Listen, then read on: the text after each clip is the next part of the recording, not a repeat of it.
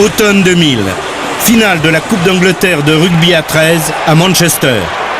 L'équipe de Wigan affronte St Helens.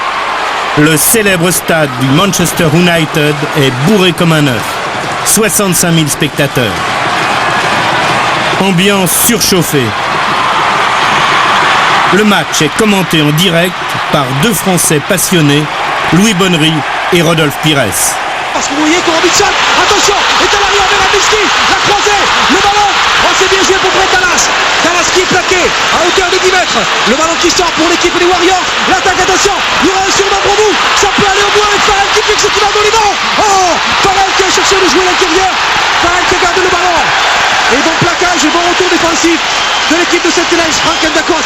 Il y avait quelque chose de mieux, mais sur la percée de Radzinski ici, du côté droit du terrain, le jeu a bien rebondi du côté gauche. Oh là là, quel début de match!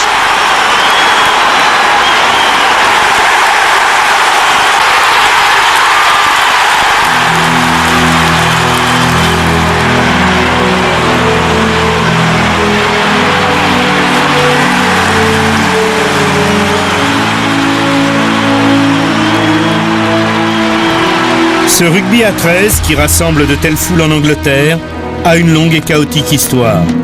Une histoire marquée par un schisme, la séparation du 13 et du 15, une histoire pleine de fureur qui débute au 19e siècle comme une légende au nord de Londres dans une petite ville, Rugby. Les étudiants, futurs baronnets, probables vicomtes, boivent sec, bière, whisky et pratiquent le football. On raconte qu'un jour de 1823, un certain William Webb Ellis, avec un joli mépris pour les règles du football, prit la balle à pleine main et alla la déposer derrière la ligne adverse. Il venait d'inventer le rugby, qui se jouera à 20, puis à 15. Bientôt, dans les universités du sud de l'Angleterre, on pratique en dilettante ce nouveau sport à la mode. Au fil des ans, les clubs essaiment vers le nord du pays, vers cette région de Manchester, où bat le cœur industriel de l'immense empire anglais. On travaille l'acier, le cuir, la laine, venus du Commonwealth.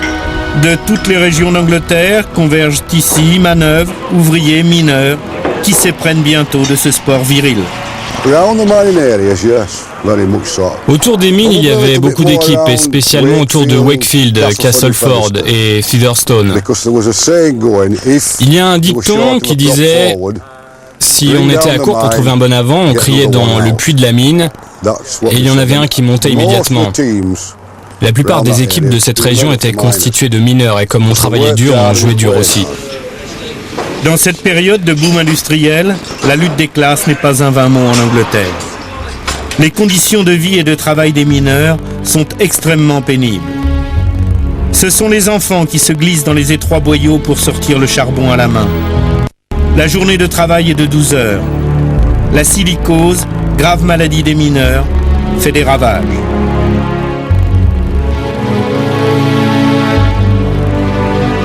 Les ouvriers commencent donc à s'organiser. Les syndicats apparaissent et les premières grèves sont durement réprimées. Le rugby n'est pas épargné par cette lutte des classes. Un jour de 1895, les responsables de 21 clubs ouvriers se réunissent au George Hotel à Huddersfield et prennent une grave décision. Nous sommes devant la plaque qui commémore la réunion historique du 29 août 1895, au cours de laquelle a été constituée la Ligue du Nord de rugby, qui est devenue en 1923 la Ligue de rugby à 13. La cause principale de cette séparation est née du fait que la majorité des joueurs dans le Sud étaient d'origine aristocratique. Ils disposaient d'argent, ils ne jouaient pas seulement pour le sport, mais pour passer le temps. Dans le nord de l'Angleterre, ils jouaient devant beaucoup de spectateurs, avec beaucoup d'enthousiasme. C'étaient des travailleurs, des ouvriers, des mineurs. On attendait d'eux qu'ils jouent au rugby le samedi, et en plus sans être payés, alors cela a créé des tensions. Les aristocrates et les organisateurs qui avaient de l'argent en jeu refusaient catégoriquement de payer qui que ce soit. Cela a entraîné la scission. C'est ainsi que la Ligue du Nord a été créée. Les joueurs étaient payés, ils jouaient devant des milliers et des milliers de spectateurs. Ils payaient 6 pence, soit approximativement 5 francs pour entrer sur le stade. Les clubs avaient donc de l'argent. C'est ainsi que la Ligue du Nord a pu se faire une place et payer ses joueurs pour ses matchs du samedi. Ça nous a amené au rugby que nous connaissons aujourd'hui. Depuis cette fameuse soirée du George Hotel, le clivage est désormais très net en Angleterre. Un rugby d'ouvriers, le 13, et un rugby d'aristocrates, le 15. Qu'est-ce que ça vous fait alors d'être ici? C'est un lieu mythique pour le rugby à 13. Pour nous, c'est un plaisir renouvelé. La première fois, il y a beaucoup d'émotions. Et puis chaque fois, c'est toujours pareil. On pense qu'on va s'habituer, mais on ne s'habitue jamais. C'est toujours on est toujours aussi sensible quand on est ici. Et vous êtes plus jeune et c'est la même sensation? Oui, absolument. Quand on vient ici, on sent le poids de la tradition du rugby à 13. On sent que c'est un sport qui est centenaire et qui a été très pratiqué ici, très apprécié par tous. Et venir ici, c'est comme venir visiter un musée, sauf que c'est un musée vivant. Il y a partout des photos de pratiquants, il y a partout des photos des plus grands moments de l'histoire de ce sport. Donc venir ici, c'est un endroit incontournable parce que c'est un endroit vivant et qui nous ramène à l'histoire de ce jeu. On vient dans cette région jouer dans un premier temps, puis on la découvre et puis on se prend à l'apprécier. Et puis quand on y revient, c'est toujours avec plaisir, surtout quand on revient dans des endroits comme le George Hotel, où finalement, si nous existons, c'est parce qu'une nuit ici, il y a eu des choses sérieuses qui se sont passées. Sous la neige, 31 décembre 1933, premier match de rugby à 13 de l'histoire, joué en France. C'est là une simple démonstration et il sied de remercier les équipes d'Angleterre et d'Australie d'avoir choisi pour la faire le stade Pershing. Le but poursuivi par ces maîtres du rugby que sont nos amis d'outre-Manche est de moderniser, de régénérer ce jeu et de lui rendre l'éclat que le jeu à 15 n'a plus. Le nouveau règlement a simplifié le décompte des points. Laissez vos 3 points. Le but, quel qu'il soit, 2 points. Mais la règle liminaire prescrit que 6 joueurs, disposés sur 3 rangs, doivent seulement prendre part aux mêlées. Tous les autres doivent s'abstenir. Telles sont les notions essentielles du rugby à 13. La règle essentielle, c'est quand même la règle du tenu. Et c'est vraiment là qu'il y a la différence entre les deux rugby, puisque lorsqu'on est plaqué au rugby à 15, on doit lâcher la balle, et le porteur de balle, lui, ne peut plus disputer le ballon. Ce sont tous les autres joueurs qui peuvent se la disputer. Alors qu'au rugby à 13, c'est tout à fait le contraire. C'est celui qui a été, entre guillemets, mis à la faute, donc plaqué, qui est le moteur du redémarrage de l'action. Donc c'est le joueur qui est chargé, en quelque sorte, de réparer sa propre faute. C'est complètement à l'inverse. C'est-à-dire qu'on donne une chance à l'erreur. C'est un sport très humain, alors que j'allais dire le rugby à 15 demeure un sport de notoriété divine, puisque l'individu doit s'en remettre à des forces extérieures à lui pour être sauvé. Le rugby à 13 favorise principalement les qualités individuelles, alors que le rugby à 15, si je puis dire, demande aux joueurs de laisser leur personnalité au vestiaire, de façon à ce que dans l'arène sportive, ils s'inféodent aux normes imposées par le groupe. Aujourd'hui, les conséquences, c'est qu'il est facile d'enseigner à des enfants les règles du rugby à 13. Je dis bien, il est facile d'enseigner les règles, parce qu'après, le paradoxe du rugby à 13, c'est que lorsqu'ensuite on veut monter le niveau, eh bien, il faut, au niveau technique individuel, au niveau technique collectif, autant de travail que pour n'importe quel sport lorsqu'on veut jouer à un haut niveau.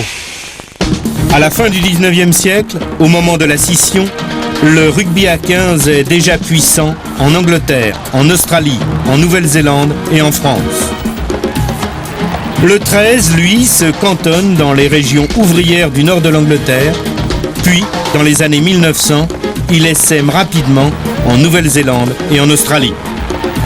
Celui qui va importer le rugby à 13 en France, c'est cet homme, Jean Gallia. Joueur de rugby à 15 à Quillan, il a été radié par la Fédération française pour professionnalisme. On l'accuse d'avoir touché de l'argent en passant du club de Quillan à celui de Villeneuve. Ce nouveau sport, pour le pratiquer, il faut d'abord le connaître et donc aller l'apprendre à la source. Jean Gallia monte les Gallia Boys et il s'en va avec ses disqualifiés à vie pour amateurisme ou autre, avec 17 joueurs s'en vont et vont en Angleterre. Alors, ils font les premières armes, mais c'était des joueurs de talent, 17 joueurs de talent. Et moi j'ai regardé le calendrier, il y a un calendrier qui était des manques, mais ça c'est Gallia qui était quand même l'impresario, puisque lui il avait fait signer, c'était lui qui est le patron, c'était professionnel, hein. Il les fait jouer tous les 2 jours et demi, c'était beaucoup. De retour, Jean Gallia fonde la Ligue française de rugby à 13. Il existe dès lors 2 manières de pratiquer le rugby en France. Alors là, ils vont essaimer, c'est-à-dire ils se disséminent et ils fondent des clubs.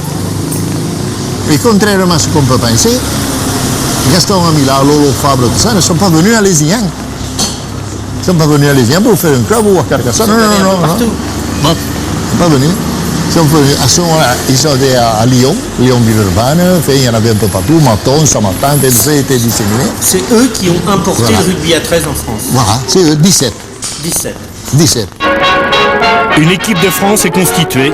Elle participe aux rencontres internationales de rugby à 13.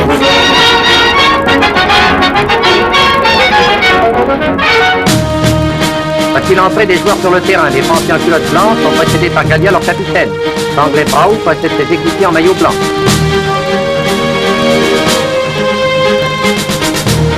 Les 2 capitaines se saluent et Gallia tire au sort le terrain. Mêlée pour l'Angleterre.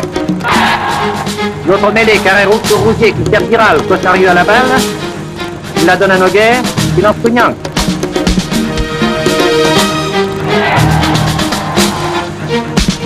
C'est laissé.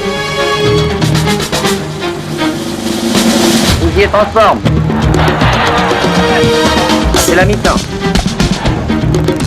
Les Français portent les traces des chocs avec leurs athlétiques adversaires qui mènent par 17 à 7. En seconde mi-temps, les Français s'accrochent et Florin réussit un beau plaquage. Et les Anglais gagneront par 25 à 7. Ce qu'on peut analyser, c'est que le rugby à 13 a amené un modernisme décisif dans la gestion du sport, en ce que les joueurs signaient des contrats à durée déterminée, c'est-à-dire pour la saison en cours, avec, entre guillemets, leurs employeurs dirigeants trésistes. C'est-à-dire qu'au terme d'un contrat, les joueurs et les dirigeants étaient libres. Alors que le football, qui venait en France d'accepter le professionnalisme, faisait signer des contrats à vie, c'est-à-dire que les joueurs de foot en 1932 signaient des contrats jusqu'à l'âge de 35 ans et de leur propre initiative ne pouvaient absolument pas quitter leur club si leurs dirigeants n'en étaient pas d'accord. Donc ce qu'amenait le rugby à 13, c'était une conception complètement moderne, radicalement différente, et je crois pouvoir analyser en tant qu'historien, si vous voulez, c'est que l'ensemble du sport français amateur à l'époque, il faut se remettre dans les années 30, a voulu éviter la contamination trésiste. S'il s'est développé un peu partout en France, il s'avère au fil des ans que le fief du rugby à 13, comme celui du 15 d'ailleurs, c'est le Sud-Ouest. C'est là que ces 2 sports, frères ennemis, s'implantent vraiment dans la culture locale. Le 13, lui, a fait souche dans le Languedoc-Roussillon, Lézignan, Villeneuve, Carcassonne, Limoux, le pays cathare. Cette région de vignes, broyée par les guerres de religion, cette région entourée de citadelles, se méfie depuis toujours du pouvoir central. Elle entretient une culture d'opposition. C'est une région d'irréductibles. On a souvent essayé de chasser les autochtones, les gens de ce pays, mais qui ont été repoussés, si vous voulez, mais ne sont jamais partis. Ils se sont retranchés dans les collines, dans les montagnes, mais ce pays a su garder ses racines parce que les hommes ont su rester dans ce pays, n'ont voulu jamais partir, malgré les passages des différentes civilisations. Le rugby à 13, ça fait partie de notre vie. Quand une saison s'achève, il nous tarde que la prochaine commence. C'est un peu comme les vendanges. Vous savez, quand on a vendangé, on fait le vin, et puis une fois que le vin est fini, on retourne dans les vignes, on prépare la récolte suivante. Et quand le carnaval s'achève à Limoux, il dure 3 mois, c'est un des plus longs carnavals de France. Quand il s'achève, on attend que le prochain arrive avec impatience. Tout ça, c'est vraiment, c'est nous, Limouxins, et c'est le rugby, c'est la blanquette, c'est le vin. Et toute notre culture. Nous pouvons identifier clairement ici, quasiment quartier par quartier, village par village, ceux qui sont les supporters de Lézignan, de Carcassonne ou de Limoux 13, je parle en rugby à 13, mais également ceux qui sont supporters d'une manière plus large du 15 ou du 13. Bon, donc les adjectifs de 15istes ou 13istes circulent facilement dans le langage quotidien. Donc il y a les lieux de fréquentation des uns, les lieux de fréquentation des autres. Il y a parfois des interférences, mais des fois il n'y en a pas du tout. Et puis même, je dirais presque qu'il y a parfois des évitements. Mais il n'en reste pas moins que tout le monde peut avoir ses convictions et qu'on tolère qu'on n'ait pas forcément les mêmes, mais que si on avait celle de l'autre, ce serait très bien. La guerre des rugby en pays cathare a un petit côté cloche-merle et bon enfant qui fait partie du folklore local. Albert Ferras, président de la Fédération française de rugby à 15, a ferraillé contre les 13istes pendant près d'un quart de siècle. J'avoue que je me suis battu avec Villeneuve, parce que Villeneuve c'est 30 km. J'ai réussi à leur coller un peu pas 15, parce que comprenez, quand vous êtes dans une ville où vous êtes 13istes, que vous y arrivez des 15istes, ça ne fait pas rigoler. Et le contraire vrai également, il ne faut pas penser qu'il y avait guère que nous qui avons des défauts, hein. Il n'y a pas que non plus. Alors est-ce exagéré de dire moi je ne vais pas acheter mon pain chez tel boulanger parce qu'il est 15iste? C'est pas exagéré, non, parce que ça se fait. Donc, je crois qu'il faut pas se masquer l'évidence. Ça se fait, peut-être à tort, mais ça se fait. Donc dire que ça n'existe pas, ce serait pas correct. De là à dire que tout se passe comme ça, c'est pas vrai non plus. Mais on est obligé de reconnaître que dans le grand territoire du rugby à 13, les convictions s'affirment sur des détails que peuvent être le choix d'un magasin plutôt que d'un autre. Ça, c'est vrai.